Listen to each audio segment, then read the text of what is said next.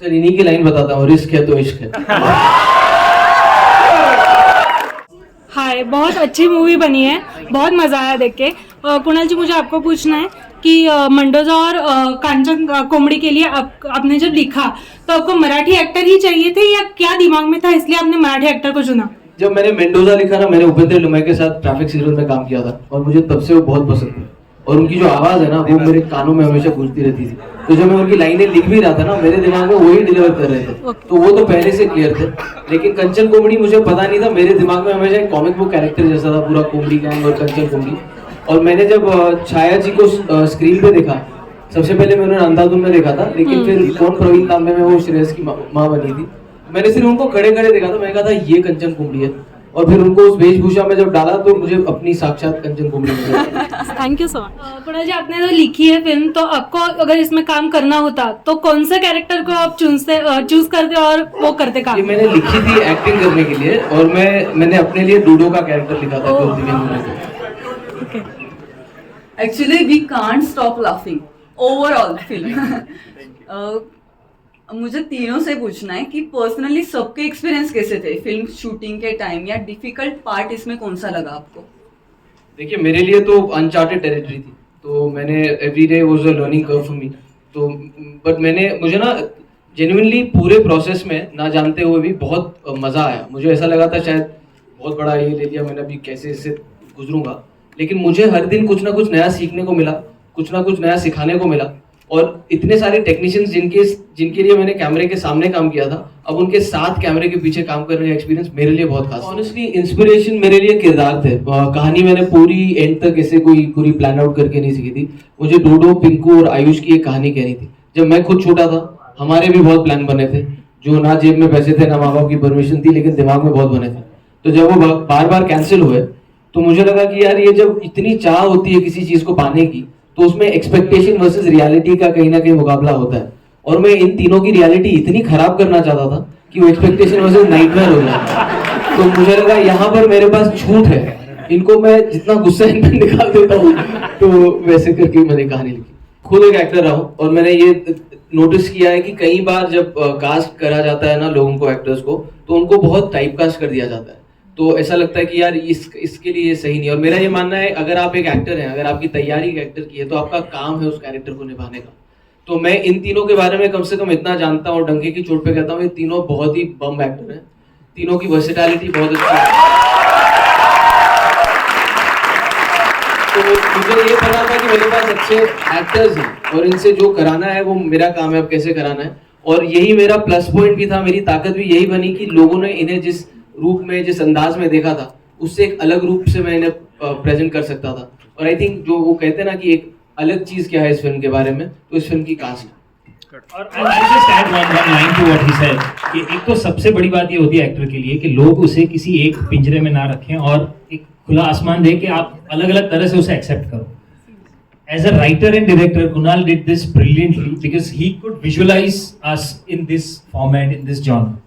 At the same time, we were just discussing 2 days back कि OTT जब से शुरू हुआ है, ऑडियंस भी इतनी बदल गई है, ऑडियंस इतनी ओपन है टू एक्सेप्ट थिंग्स। पहले ऐसा होता था कि अगर एक एक्शन हीरो है तो उसे एक्शन में ही देखना पसंद करता है, जो कॉमेडी करता है उसे कॉमेडी में ही देखना पसंद है। पर अब ऑडियंस के पास इतना पावर है और ये इतनी इंटेलिजेंट ऑडियंस है आज की, that they are ready for anything which is good. So I guess that also gives us a lot of opportunity. Yeah, it's for you guys. Thank you so much. Yeah, for being such mature audiences. We really need it. दिखाई भी क्यों हुई इसकी, क्योंकि मैं ये अभी अक्सर बता रहा हूँ लोगों को कि मैं बचपन में ना जब घर पे खाना बनता था और मुझे पसंद नहीं था ना, तो मम्मी एक चीज़ कहती थी कि बेटा जो बना है वो खा ले, नहीं पसंद है खुद बना ले। तो जब मौके पसंद नहीं आए ना, तो मैंने कहा खुद ही मौके बनाते हैं, तो मैंने लिखी। और तब मुझे ये नहीं पता था कि इसे बनाऊंगा, लेकिन जब वो मौका मुझे सामने से मिला, जब लोगों ने पढ़ी, उन्होंने कहा यार इतनी क्लियर है तेरे दिमाग में, तू इसे क्यों नहीं बनाता, तो मैंने वो मौका लपक लिया। और फिर 3 लोग ऐसे जोड़े जो इस मौके पे थोड़ा चौका मारने में मेरी मदद करें। अब यही होप करता हूँ कि ये चौका लगा हो, अब इसको छक्का बना दो यार। प्रॉमिस है आपसे कि आप फ्राइडे को ना जब फिल्म रिलीज होगी, अगर आपको अच्छी लगी तो अपने 2 दोस्तों के साथ कम से कम साथ में आइएगा और फिर से देखिएगा। 2 के ऊपर जितना आपके मन पे जाता है, जैसी आपकी श्रद्धा। हाँ तेरे पे उसके बाद का रिजल्ट भी तेरे पे। लेकिन इसीलिए कह रहा हूँ क्योंकि अगर you know when the films do well at box office, only then do we get chances to make films like this, and then we can keep entertaining you. This was my first film as a writer and director. I had a great time. No, guys, seriously, बहुत मेहनत लगती है एक film बनाने में।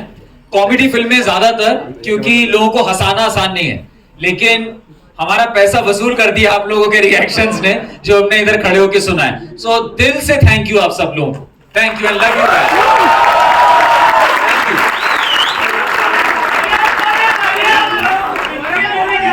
वो अगर ये हिट हो गई तो सेकंड पार्ट में बताता हूँ।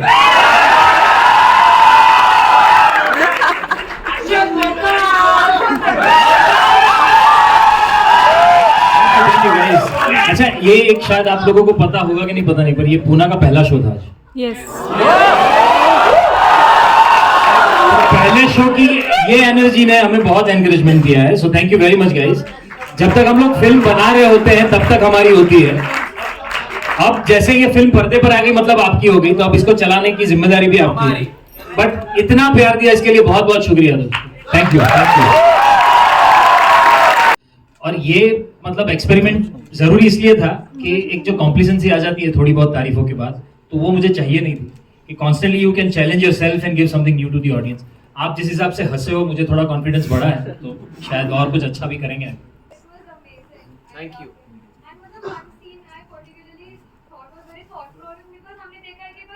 लड़कों को ही मूवीज में मारा जाता है।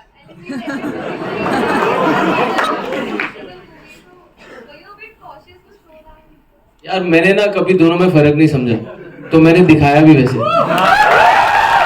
बोलने की जरूरत नहीं पड़ी किसी औरत को कि मैं तुमसे ज्यादा हूँ या कम हूँ, वो करके ही दिखा दिया। पर मुझे बहुत मारा है उन लोगों ने। इसमें एक्टिंग होती है, पर एक्टिंग में भी गिरना पड़ता है, और उन सबके हाथ इतने मजबूत थे कि मुझे जब उठा के पटका था तो बहुत लगी थी। या सर, रेमो डिसूजा सर पूरे डायरेक्टर है, और आप कैसे आपका बॉन्डिंग कैसे हुआ, जो आपने ट्विस्ट दिया है रेमो सर का? यार रेमो सर ना मेरे बहुत पुराने दोस्त भी, उनके साथ मैंने बहुत पहले उससे काम किया है, और मुझे वो हमेशा से बहुत पसंद थे। और जब मुझे ये किरदार लिखना था ना, मुझे एक बिल्कुल ही अलग कास्टिंग चाहिए थी, और मुझे जब रेमो मेरे दिमाग में आया, मैंने कहा ये करेक्ट बैठेगा, क्योंकि इसकी जो इमेज है और ये जो प्रेजेंटेशन है, ये दोनों बहुत ही अलग है। तो कहीं ना कहीं इसीलिए उनको एक, अभी बताना मत किसी को यार, अभी फ्राइडे को आ रही पिक्चर, तो रेमो सर का नाम मत लेना बाहर, क्योंकि वो वही सरप्राइज है जब आप उनको पहली बार देखते हैं। तो जो आपने महसूस किया, वो मैंने होप किया था लोग महसूस करेंगे। We have seen you many times on the screen, but how is your experience being off the screen as a director?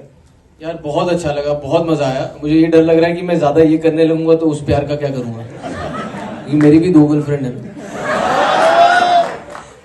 Thank you, sir. All right. We will take last question. Okay, yeah, please. Sir, एक scene में सबका हमारा दिमाग ऐसा blow कर दिया, वो था वो ट्रांजिशन गाड़ी वाला, वो ट्रांजिशन जिसमें मास्क करते हो और वो गाड़ी आ जाती है।